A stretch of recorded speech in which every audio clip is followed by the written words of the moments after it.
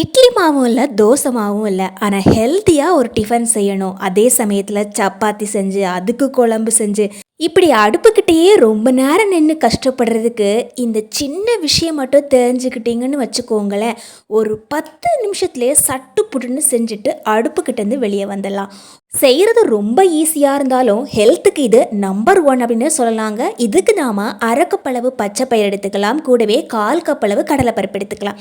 இது ரெண்டுத்தையும் ஒன்றா சேர்த்து ப்ரெஷர் குக்கரில் சேர்த்துக்கோங்க. இதில் 2 கப்பளவு தண்ணி சேர்த்து நல்லா கழுவி எடுத்துக்கோங்க. இப்போ நம்ம கழுவிட்டோ தண்ணியெல்லாம் ஃபுல்லாக வடித்து எடுத்துக்கலாங்க. உங்களுக்கு டைம் இருந்துச்சுன்னு வச்சுக்கோங்களேன், இதை நீங்கள் ஊற வச்சும் செஞ்சிடலாம். ஆனால் நான் இன்றைக்கி ஊற வைக்கவே இல்லை, அப்படியே தான் டேரெக்டாக செய்ய போகிறேன்.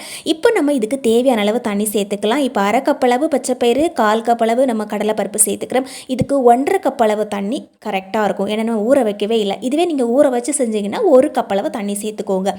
இப்போ நம்ம ப்ரெஷர் குக்கரில் விசில் போட்டு எடுத்துடலாம். இப்போ நம்ம ஒரு பவுல் எடுத்துக்கலாங்க. இதில் 1 கப்பளவு கோதுமை மாவு எடுத்துக்கிறாங்க. இதுக்கு தேவையான அளவு உப்பு 1/2 ஸ்பூன் அளவுக்கு சேர்த்துக்கிறாங்க. இப்போ நம்ம இதில் பால் சேர்த்துக்கலாம். பால் இல்லை அப்படின்னா நீங்கள் சூடான தண்ணி சேர்த்துக்கோங்க. நான் பால் வச்சுக்கிறதுமே லைட்டாக வெதப்பாக இருக்குது, ரொம்ப சூடாக இருக்கக்கூடாது. பால் சேர்த்திங்கன்னா உடம்புக்கும் நல்லது, அதே சமயத்தில் நல்லா டேஸ்டியாகவும் இருக்கும், நல்லா சாஃப்டாகவும் இருக்கும். அதே சமயத்தில் சாப்பிடும்போதும் அதோட டேஸ்ட்டு நல்லாவே தெரியும். அரைக்கப்பளவு பால் சேர்த்துட்டு இந்த மாவு ஃபுல்லாக இந்த மாதிரி நல்லா பிசைஞ்சு விட்டுக்கலாம். இப்போ நம்ம எக்ஸ்ட்ரா தண்ணி தேவைப்படும். எக்ஸ்ட்ரா தண்ணி தேவைப்படும் போது மட்டும் நீங்கள் எக்ஸ்ட்ரா கொஞ்சம் தண்ணி சேர்த்து இந்த மாதிரி நல்லா மிக்ஸ் பண்ணி விட்டுக்கோங்க. முழுசாக நீங்கள் பால் சேர்த்தும் செஞ்சுக்கலாங்க. நான் இன்றைக்கி ஒரு பாதி அளவு மட்டும் தான் பால் சேர்த்துருக்கிறேன், மிச்சம் தண்ணி தான் சேர்த்து இந்த மாதிரி பிசைஞ்சு எடுத்திருந்தேன். இந்த மாதிரி நம்ம பிசையும் போது இதோட அவுட்புட் ரொம்ப சூப்பராக இருக்கும். ஏன்னா அவ்வளோ சாஃப்டாக இருக்கும் மாவு. இப்போ கையில் ஒட்டாத மாதிரி பிசைஞ்சு எடுத்துக்கோங்க. இதில் கடைசியாக கொஞ்சமாக 1/2 ஸ்பூன் அளவுக்கு நெய் சேர்த்துக்கிற நல்ல வாசனையும் டேஸ்ட்டும் கொடுக்கும். இப்போ இந்த மாதிரி நல்லா பிசைஞ்சு எடுத்துக்கோங்க. கையில் மாவை தொட்டாவே அப்படியே வெண்ணெய் மாதிரி இருக்கும். கடைசியாக இந்த மாதிரி நல்லா சுற்றி பிசைஞ்சு எடுத்துக்கோங்க. நம்ம செய்யும்போது நல்ல சாஃப்டாக இருக்கும். அதுக்காக இந்த மாதிரி நம்ம லைட்டாக உருட்டி விட்டுக்கிறோம். இப்போ அவ்வளோதாங்க. இப்போ நம்ம மூடி போட்டு விட்டுடலாம். உங்களுக்கு டைம் இருந்துச்சுன்னா ஒரு 10லேருந்து 15 நிமிஷத்துக்கு நீங்கள் அப்படியே கூட விட்டு செஞ்சுக்கலாம், அல்லது நீங்கள் உடனடியாகவும் செஞ்சுக்கலாங்க. நான் இன்றைக்கி உடனடியாக தான் செய்ய ஆரம்பித்தேன். இதுக்கு டைம் எல்லாம் எக்ஸ்ட்ரா கொடுத்துக்கல, ஏன்னா அந்த அளவுக்கெல்லாம் டைம் இல்லை. ஒரு 10 நிமிஷத்துலேயே நம்ம செஞ்சு முடிச்சிடணும் அப்படின்னு நான் ஏற்கனவே முடிவு பண்ணியிருந்தேன். இப்போ மாவை உருட்டிட்டு இந்த மாதிரி நம்ம சின்ன சின்ன உருண்டைகளாக உருட்டி எடுத்துக்கலாம். இன்னும் சின்ன உருண்டையாக கூட நீங்கள் உருட்டி எடுத்துக்கலாங்க. நான் எனக்கு கொஞ்சம் பெரிய உருண்டையாகவே உருட்டி எடுத்திருந்தேன். இதில் பார்த்திங்கன்னா ஒரு 4 பெரிய உருண்டைகளாகவே கிடச்சிருந்தது. ஒரு டைம் நீங்கள் இதை செஞ்சு டேஸ்ட் பண்ணிட்டீங்கன்னு வச்சுக்கோங்களேன், அடிக்கடி நீங்கள் இட்லிக்கும் தோசைக்கும் மாவு ஊற போட்டு நீங்கள் கஷ்டப்படவும் மாட்டீங்க, அரைச்சி கஷ்டப்படவும் மாட்டீங்க, சப்பாத்தி செஞ்சும் கஷ்டப்பட மாட்டீங்க. ஏன்னா இது ரொம்ப ஈஸியாக இருக்கும். ப்ரெஷர் குக்கரில் மீடியம் ஃப்ளேமில் வச்சு 3 விசில் போட்டிருந்தேன். நல்லா சூப்பராக வெந்து வந்திருந்தது. இந்த மாதிரி லைட்டாக மசிச்சு வைக்கணும் அப்படிங்கிறதுக்காக இந்த மாதிரி லைட்டாக தட்டி கொடுத்துருந்தேன். சூப்பராக மசிஞ்சு வந்திருக்கு. உங்களுக்கு டைம் இருந்துச்சுன்னா நீங்கள் ஒரு 5-6 விசில் கூட போட்டு எடுத்துக்கோங்க. இன்னும் நல்லா சாஃப்டாகவே மசிஞ்சு கிடச்சிருங்க. இதோட டேஸ்ட்டை நம்ம இன்னும் கொஞ்சம் அதிகமாக்கணும் அப்படிங்கிறதுக்காக இது கூட நம்ம இன்னொன்று சேர்த்துக்க போகிறோங்க. அது என்னென்னா, மிக்ஸி ஜாரில் கொஞ்சமாக ஒரு 1/2 கப்பளவு தேங்காய் எடுத்துக்கோங்க. துருவின தேங்காய் எடுத்துக்கின்னா நீங்கள் மிக்ஸி ஜார்லலாம் போட தேவையில்லை, டைரெக்டாகவே நீங்கள் சேர்த்துக்கலாம். இது கூட ஒரே ஒரு ஏலக்காய் சேர்த்துக்கிறேன். இதுலேயே நம்ம தண்ணி எதுவுமே சேர்த்துடக்கூடாது. தண்ணி சேர்க்காமல் இந்த மாதிரி அரைச்சிட்டு அப்படியே இதில் நம்ம சேர்த்துக்கலாம். இதுக்கு பதிலாக நீங்கள் ஏலக்காய் தூள் கூட சேர்த்துக்கலாங்க. நம்ம இதில் ஏலக்காய் சேர்த்துக்கிறோம், அதனால் நான் இன்றைக்கி இனிப்பு சேர்த்துருந்தேன். இந்த மாதிரி இனிப்பு சேர்க்குறதுக்கு உங்களுக்கு பிடிக்கல அப்படின்னா நீங்கள் இதுக்கு பதிலாக 1/2 ஸ்பூன் அளவுக்கு உப்பு சேர்த்து மிக்ஸ் பண்ணி எடுத்துக்கோங்க. அதுவும் நல்ல டேஸ்டியாக இருக்கும். ஏலக்காய் சேர்க்குறீங்க அப்படின்னா இனிப்பு சேர்த்துக்கோங்க. உப்பு சேர்க்குறீங்கன்னா ஏலக்காவே சேர்க்காதீங்க, ஓகேங்களா? ஏன்னா இனிப்பு சேர்க்கும் போது தான் ஏலக்காவோட டேஸ்ட் நல்லாயிருக்கும். இப்போ இந்த மாதிரி நல்லா மிக்ஸ் பண்ணி எடுத்துக்கோங்க. கொஞ்சம் கூட தண்ணி இல்லாமல் நல்லா கெட்டியாக இருக்கிற மாதிரி பார்த்துக்கோங்க. அதுக்காக தான் நம்ம முதல்லையே வேக வைக்கும்போது தண்ணியோட அளவை சொல்லியிருந்தோம். அந்த மாதிரி நீங்கள் வேக வச்சிங்கன்னா தண்ணி கொஞ்சம் கூட எக்ஸ்ட்ரா ஆகாது, கரெக்டாக நமக்கு வெந்த கிடைக்கும். இப்போ ஒரு உருண்டை மட்டும் இந்த மாதிரி எடுத்துக்கோங்க. மாவை நீங்கள் கையில் எடுத்து பார்க்கும்போதே மாவு அவ்வளோ சாஃப்டாக இருக்கும். இதுக்கு முக்கியமான காரணமே நம்ம இதில் பால் சேர்த்து பிசைஞ்சதால தான்.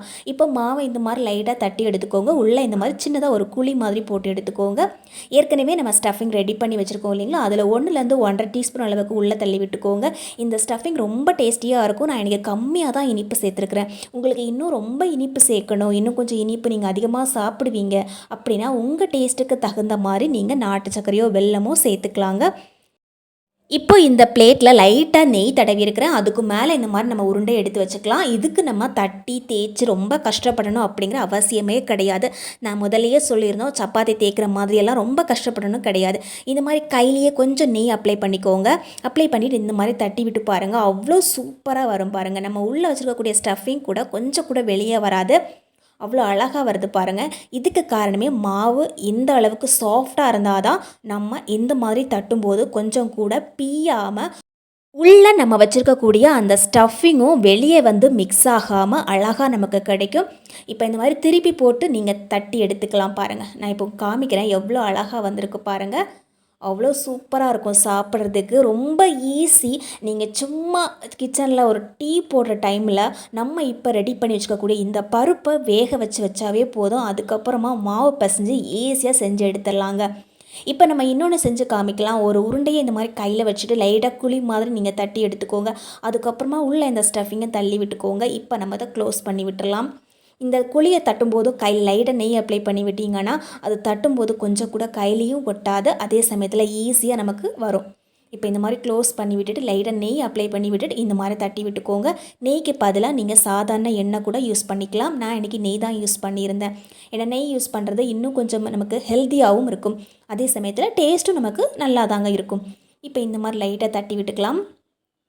ரொம்ப ஈஸி. நம்ம சப்பாத்தி செஞ்சோம் அப்படின்னா சப்பாத்திக்கு எக்ஸ்ட்ரா குழம்பு வர செய்யணும். இதை நான் உங்களுக்கு கடைசியாக பிச்சு காமிக்கிறேன், எவ்வளோ சாஃப்டாக இருக்குன்னு நீங்கள் பாருங்கள். நம்ம உள்ளே வச்சுக்கக்கூடிய ஸ்டஃபிங் கூட கொஞ்சம் கூட வெளியே வராது. அதை மென்று சாப்பிடும்போது அவ்வளோ சூப்பராக இருக்குங்க. தோசைக்கல் நல்லா சூடானதுக்கப்புறமா இந்த மாதிரி போட்டு விட்டுக்கலாம். இந்த மாதிரி லைட்டாக திருப்பி விட்டுக்கோங்க. எந்த அளவுக்கு நீங்கள் இதை மெலிசாக தட்டி எடுக்கிறீங்களோ அந்த அளவுக்கு உங்களுக்கு டைம் சேவ் ஆகும். நம்ம கொஞ்சம் கெட்டியாக தட்டி எடுத்தோன்னா அதை திருப்பி போட்டு வேக வைக்கிறதுக்கு கொஞ்சம் டைம் ஆகும். இதுவே நீங்கள் மெலிசாக தட்டி எடுத்தீங்கன்னா ஒரு 2 நிமிஷத்துலேயே அழகாக வெந்து கிடைக்கும். நம்ம சப்பாத்தி வேக வைக்கிறதுக்கு எவ்வளோ டைம் எடுக்கும் அதே டைம் தான். நான் எல்லாத்தையுமே மெலிசாக தான் தட்டி எடுத்திருந்தேன். இப்போ நம்ம இந்த மாதிரி திருப்பி போட்டு வேக வச்சு எடுத்துக்கலாம். வேக வைக்கும்போது நீங்கள் நெய்யோ பட்டரோ கூட சேர்த்துக்கோங்க, இன்னும் நல்ல வாசனையாகவும் இருக்கும்.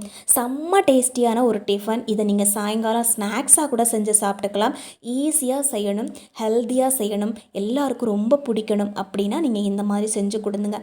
குழந்தைங்க கூட கேட்டு வாங்கி சாப்பிடுவாங்க, அந்த அளவுக்கு ரொம்ப ரொம்ப டேஸ்டியாக இருக்குங்க. இப்போ எல்லாத்தையுமே நம்ம இந்த மாதிரி செஞ்சு எடுத்துட்டோம். இதை நான் உங்களுக்கு கடைசியாக பிச்சு காமிக்கிறேன், எவ்வளோ சாஃப்டாக இருக்குன்னு பாருங்கள். இதை நீங்கள் டிஃபனாகவும் சாப்பிட்லாம், ஒரு ஸ்நாக்ஸாகவும் சாப்பிட்லாம், அல்லது நம்ம வந்து எங்கேயாவது கிளம்புறோம், நம்ம தூரமாக ஒரு இடத்துக்கு போகிறோம், அந்த டைமில் நம்ம ஏதாவது எடுத்துகிட்டு போகணும், ரொம்ப நேரத்துக்கு கெட்டு போகாமல் இருக்கணும் அப்படின்னா நீங்கள் இந்த மாதிரி கூட செஞ்சு எடுத்துகிட்டு போகலாம். ரொம்ப நேரம் கெட்டு போகாமல் நல்ல சாஃப்டாக இருக்கும். இதுக்கு குழம்பு பார்க்கணும் அப்படிங்கிற அவசியமும் இருக்காது. ஜஸ்ட்டு இந்த மாதிரி பிச்சுட்டு நீங்கள் வாயில் போட்டாவே போதும். இதை இந்த மாதிரி சுருட்டிட்டு கடித்து சாப்பிட்டு பாருங்கள், செம்ம டேஸ்டியாக இருக்கும். வாவ்!